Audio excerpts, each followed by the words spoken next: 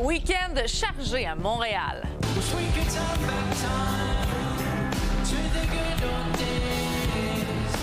Hochelaga, Fierté Montréal et l'Omnium Banque Nationale font vibrer la métropole. Aussi, ce soir, crise migratoire majeure en Espagne. Bueno, lo que ha sucedido efectivamente es una violación de la integridad territorial de España, de las fronteras de una ciudad española como es la ciudad de Ceuta. Plus de 48 000 migrants sont déjà retournés au Maroc. Et volte-face à la FIFA. Le président recule sur le projet controversé d'investisseurs privés. Il est 22 heures, c'est l'heure de Nouveau Info.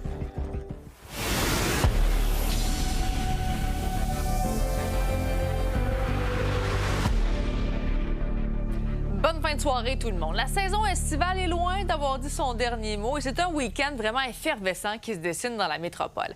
Les activités ne vont pas manquer avec notamment l'Omnium Banque Nationale et Fierté Montréal. Et plus tôt ce soir, eh bien, ça a été le coup d'envoi d'Hochelaga. La première journée qui tire déjà à sa fin et on joint en direct au parc Jean-Drapeau Marika parce que là, bon, il y a une rumeur qui circule depuis ce matin qui risque de faire le bonheur de bien des gens. Je peux peut-être donner un indice. Des poids, mais je m'arrête là. Des poids, c'est bien ça comme indice. Il y a effectivement un bruit qui court sur le site d'Hochelaga depuis le début de la journée. Et selon la rumeur, Sabrina, angine de poitrine serait de la programmation demain. Et là, à l'heure où l'on se parle, sur la fiche officielle, il y a un espace laissé vacant entre 16h50 et 17h40. Un espace qui n'a toujours pas été confirmé à l'heure où l'on se parle. Et tu connais la règle d'or, hein, Sabrina, ça prend 2 sources officielles et crédibles pour confirmer une information sensible. Evenco, l'organisation d'Evenco n'a toujours pas confirmé l'information, mais elle s'est trahie elle-même parce que sur le site d'Hochelaga, elle vend dans un petit stand des affiches officielles sur lesquelles on peut lire le nom angine de poitrine. Et bon, à l'heure où l'on se parle, c'est toujours une rumeur et il y a quand même d'autres grands artistes qui sont confirmés pour la fin de semaine. On pense notamment à Somber, Tate McRae, Zara Larsson, Lord. Et d'ailleurs, plus tôt aujourd'hui, je me suis entretenue avec le chef exécutif qui, lui, s'occupe des demandes spéciales et des repas de tout ce beau monde-là. On l'écoute. Mon travail, c'est de m'assurer que l'offre est un peu représentative de ce que Montréal est. Faut pas, on a une belle scène gastronomique sur Montréal. Est-ce que c'est vrai que certains artistes demandent de démêler les Smarties rouges des Smarties des autres couleurs?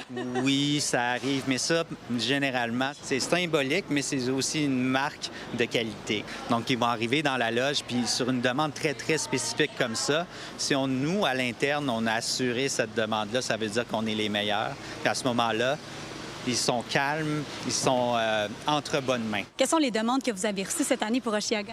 Bien, Lord, ça va être probablement un beau petit pavé de saumon avec un peu de riz brun puis un peu de légumes verts avant d'embarquer sur scène. Évidemment, nos artistes veulent manger bio la plupart du temps, donc on s'assure que ce soit bio. Sabrina, j'ai envie de vous laisser sur des images du spectacle en direct de 21 Pilots. Des images exceptionnelles, un show à grand déploiement et il y a des milliers de spectateurs qui sont réunis ce soir pour assister à ce grand spectacle. Vraiment. On est plusieurs jaloux là, ici de ton affectation ce soir. Merci Marika, bon spectacle. À plus tard. Bye. Bon, maintenant, revirement de situation pour la FIFA parce qu'il y a le président Gianni Infantino qui annule finalement son plan d'ouvrir la fédération aux investisseurs privés. Il faut dire que sa proposition a reçu de nombreuses critiques dès son annonce. Vous voyez, là, ça a été annoncé via notamment X un petit peu plus tôt ce soir. On parle d'une cinquantaine de pays européens qui avaient menacé de boycotter la prochaine Coupe du Monde, notamment, donc, il y avait la France et l'Espagne. La CONCACAF aussi, dont le Canada fait partie, avait aussi rejeté la proposition. Et plus tôt aujourd'hui, le conseiller principal de Gianni Infantino a remis sa démission en lien avec ce dossier. Toujours en Europe, la crise migratoire dans l'enclave espagnole de Ceuta s'est poursuivie aujourd'hui. Madrid a annoncé en soirée que plus de 48 000 migrants sont rentrés au Maroc sur les 60 000 qui ont afflué. Malheureusement, on recense quand même près de 60 morts. Et la situation inquiète d'autres pays de l'Union européenne qui craignent l'arrivée en masse de migrants à leurs frontières. L'Italie qui a suspendu l'Espagne de l'espace Schengen. En fait, lorsque vous arrivez ici dans l'Union européenne, normalement, vous pourrez voyager d'un pays à l'autre sans qu'il y ait nécessairement des contrôles à ces frontières-là.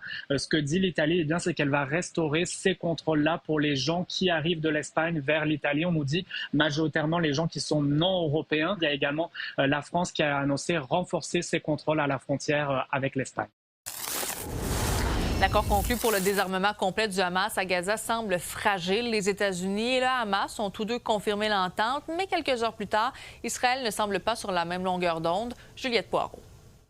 Le président Donald Trump a affirmé aujourd'hui lors d'une réunion avec son cabinet de ministres qu'Israël était satisfaite de l'accord de désarmement complet avec le Hamas. We do have an understanding with Israel. Israel is very happy about it. Israel helped us, and they've been very good. They've been very good about it. Most people said that would be a deal that would be undoable. Now, will it go through its ups and downs? It's a very complex situation over there. Ce qui est contradictoire avec ce qu'a mentionné un Premier ministre d'extrême droite d'Israël qui a qualifié cet accord d'inacceptable pour Israël. Je vous rappelle que cet accord conclu avec les États-Unis prévoit le désarmement complet du Hamas et le retrait progressif des troupes israéliennes à Gaza.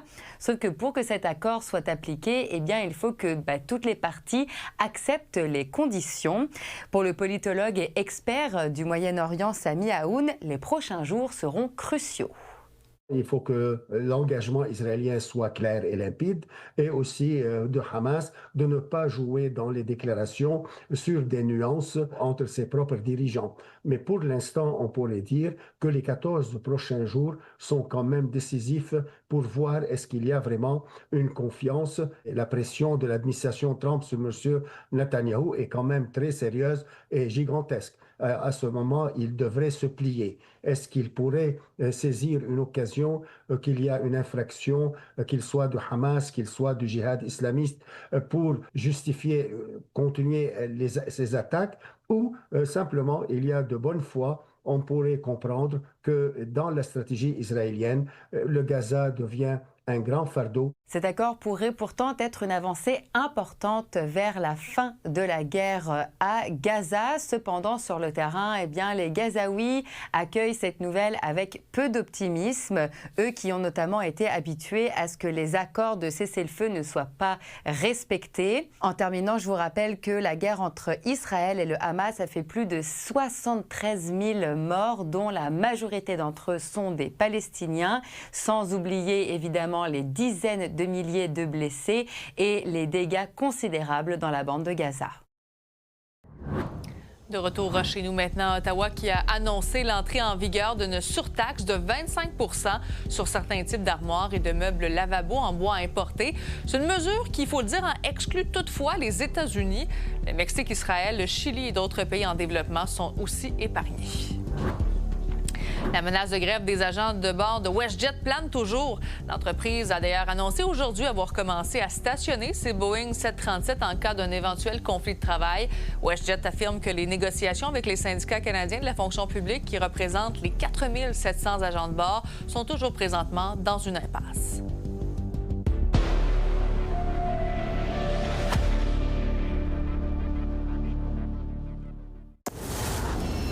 Au Saguenay-Lac-Saint-Jean, il y a plusieurs cours d'eau qui sont toujours sous surveillance en raison des précipitations reçues dans les derniers jours. En plus, 2 glissements de terrain ont été identifiés dans la réserve faunique des Laurentides. Le reportage de Sarah-Léa Bouchard. Et lorsqu'il y a des précipitations importantes, là, comme dans les derniers jours, le ministère est en mode vigilance. Il a été constaté là, dans la réserve faunique des Laurentides sur la route 169, au kilomètre 21 et 23, des glissements de terrain. Donc, les experts en géotechnique là, se sont déplacés, ont recommandé d'excaver les débris et de venir faire de l'empierrement. C'est ce que le ministère fait à l'heure actuelle. Donc, présentement, il y a une entrave à cette hauteur-là, kilomètre 21-23 de la route 169. La circulation est en alternance et ça sera pour quelques jours. D'après l'outil de surveillance de la crue des eaux, vigilance du ministère de la Sécurité publique du Québec, la tendance se maintient à la baisse pour plusieurs cours d'eau sur le territoire. C'est le cas de la rivière Chicoutimi, de la rivière aux Sables à Jonquière et de la rivière Ouiachiouane au lac Saint-Jean. Cependant, le niveau du lac Kenogami, situé à proximité du barrage Portage des Roches, est à la hausse. Le MTQ tient donc à poursuivre ses patrouilles et ses inspections visuelles du réseau. Au courant de l'été, c'est vraiment les plus abondantes là, qui peuvent vraiment nous préoccuper. Donc, on continue à suivre les systèmes météorologiques, puis on est toujours en mode vigilance, puis nos équipes patrouillent le réseau en continu. Pour l'instant, il n'y a rien à signaler, puis il n'y a aucun secteur qui nous préoccupe. Les données d'Environnement Canada montrent qu'entre 135 et 175 mm de pluie sont tombés sur la région dans les 30 derniers jours. Il ne s'agit pas d'une situation exceptionnelle, nous confirme-t-on, alors que les quantités d'eau ne dépassent même pas le niveau record. La moyenne serait de 112, donc on est au-dessus de la normale, pas beaucoup. Il faut souligner également que le record serait évidemment pendant le mois fameux de juillet 1996, qui était de 313, donc on est loin de ce record. Mais quand même, on est au-dessus de la normale. À Roberval, au lac Saint-Jean, on a mesuré 175, donc encore plus du côté du lac Saint-Jean. La normale, évidemment, c'est qu'il y a certaines années qu'on reçoit plus, d'autres années qu'on reçoit moins. Je dirais pas que c'est alarmant en soi. Ce n'est pas parce que présentement, là, la pluie a cessé que les sols ne sont pas gorgés d'eau. Donc, c'est pour cette raison-là qu'on continue à suivre la situation. S'il y a des citoyens qui sont préoccupés par rapport à des situations sur le réseau qui voient qu'il a changé, ils peuvent le signaler au Québec 511, puis on ira valider. La Ville de Saguenay confirme que les pompiers du service incendie continueront leur patrouille au courant de la fin de semaine dans les secteurs à risque, alors qu'entre 10 et 25 mm de pluie sont à prévoir. À Saguenay, Sarah-Léa Bouchard pour Nouveau Info.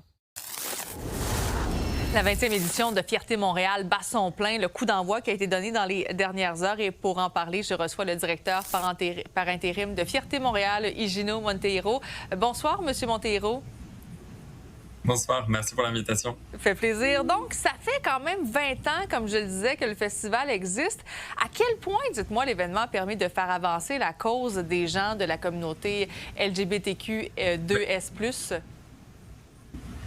20 ans déjà, j'ai envie de dire, pour Fierté Montréal. Oui, ça passe vite.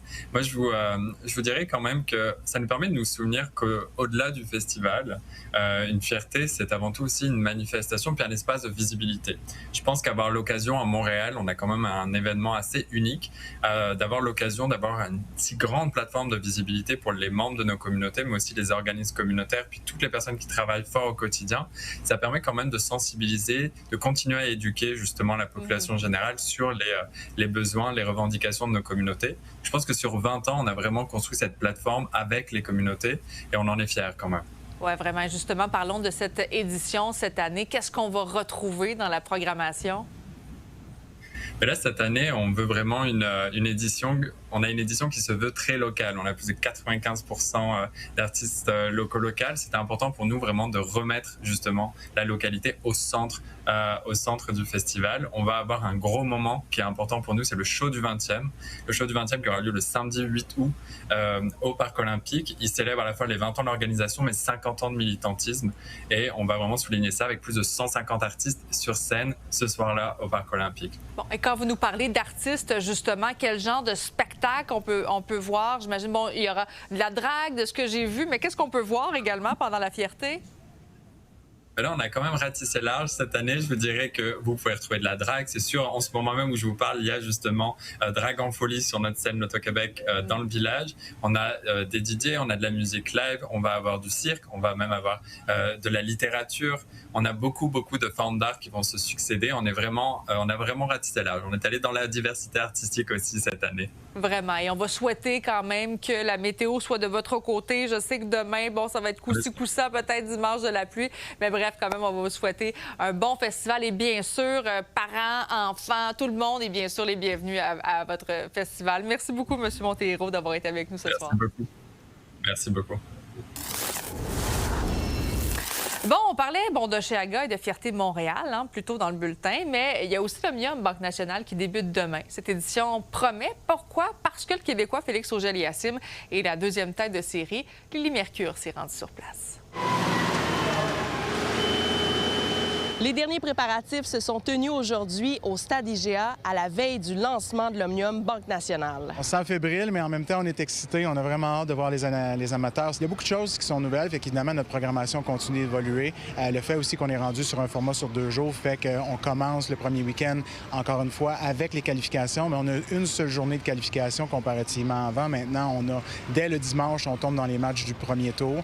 Aussi, les gens doivent s'attendre à une surprise quand ils vont arriver sur le court central cette année, parce que pour la première fois, le tournoi à Montréal va avoir des écrans LED, des écrans LED sur le court directement. On était un des derniers tournois du Masters 1000 à se munir de ce type d'équipement-là. Sur le terrain, l'enthousiasme est palpable.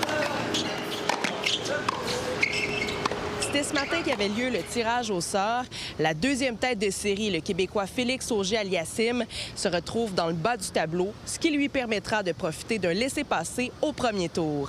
Félix va prendre ça un match à la fois, persuadé que lui ne veut pas regarder trop l'ensemble du tableau pour l'instant.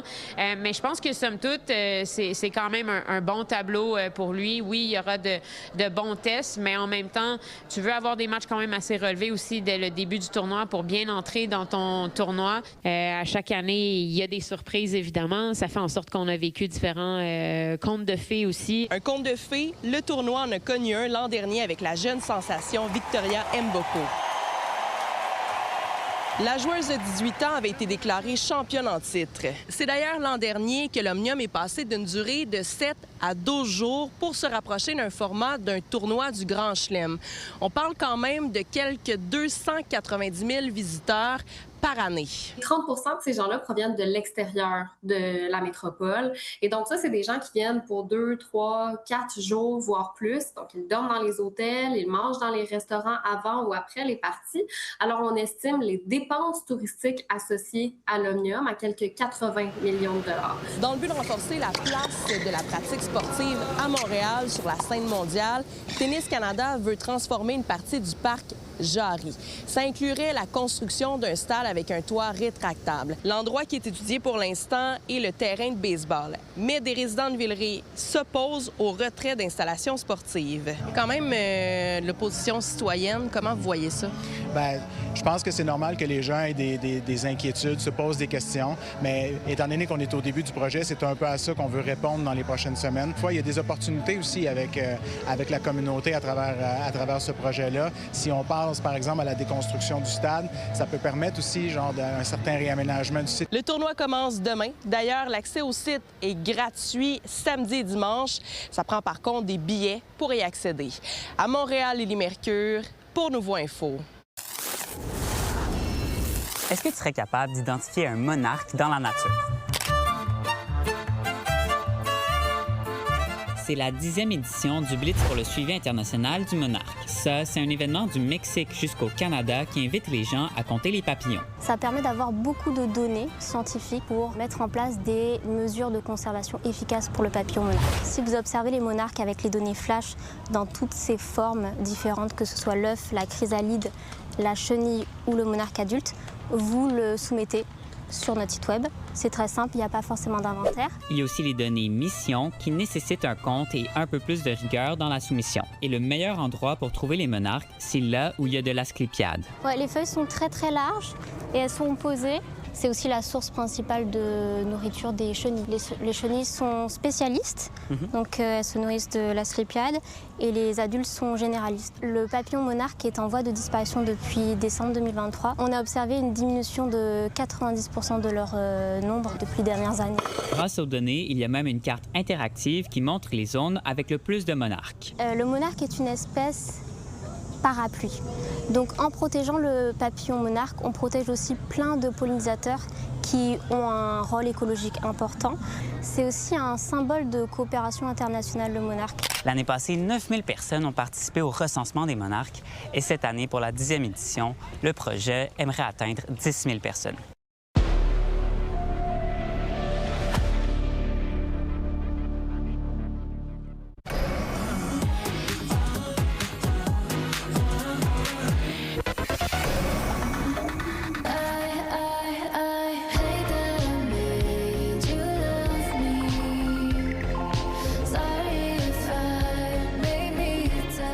attendre, c'est Ariana Grande qui est en spectacle ce soir à Montréal. Salut Raphaël! Allô Sabrina! Et là, elle a dévoilé un nouvel album aussi aujourd'hui. Et ça fait plaisir aux fans. Oui. Non seulement ils sont en train de voir leur idole, mais en plus, elle lance un album au même moment où elle fait un spectacle à Montréal pour compléter cette série de 3 concerts au Centre Bell. Donc, album Petal, 12 nouvelles chansons pour les fans d'Ariana Grande. Et c'est venu ce matin avec un nouveau vidéoclip de la chanson titre, Petal. Une chanson où elle envoie un peu promener ceux qui l'aiment pas, le public qui la critique. Et là, le vidéoclip, on l'a vu plus tôt, Sabrina trouvait ça bien violent, mais c'est assez ensanglanté, ça, ce vidéoclip-là, parce que on voit que son personnage, Pepper, donc c'est le personnage qu'elle joue, passe différentes auditions. Puis là, à chaque fois, le jury composé d'hommes d'âge mûr disent bah, non, t'es pas assez. Fait qu'elle a réagi fort, elle réagit comme ça.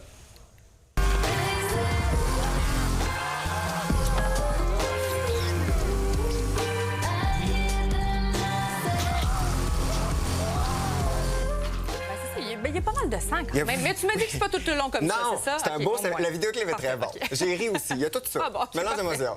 Bon, ben t'en as droit à un nouveau volet de Spider-Man. Oui, Tom Holland qui reprend son personnage de Spider-Man dans ce nouveau Spider-Man, Un nouveau jour. Il y a également Zendaya qui joue dans ce Spider-Man-là. On regarde un extrait de la bande-annonce. Qu'est-ce qui m'arrive? Je t'ai manqué, Spider-Man? Je suis plus moi-même.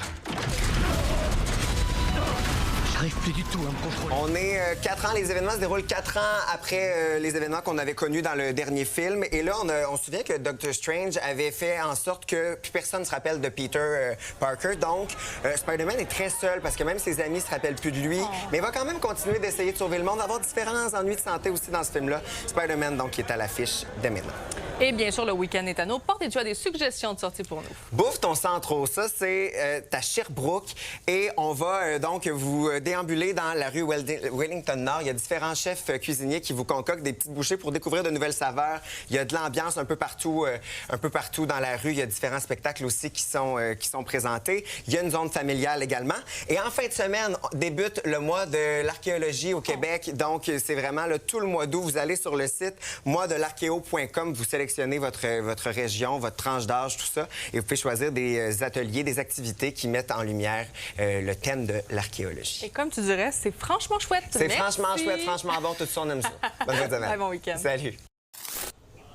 Bon, alors voilà, ce qu'on va surveiller ce week-end, c'est notamment le début de l'Omnium Banque Nationale à Montréal. Mais là-dessus, passez une agréable fin de soirée, un bon week-end. On se retrouve lundi 17h.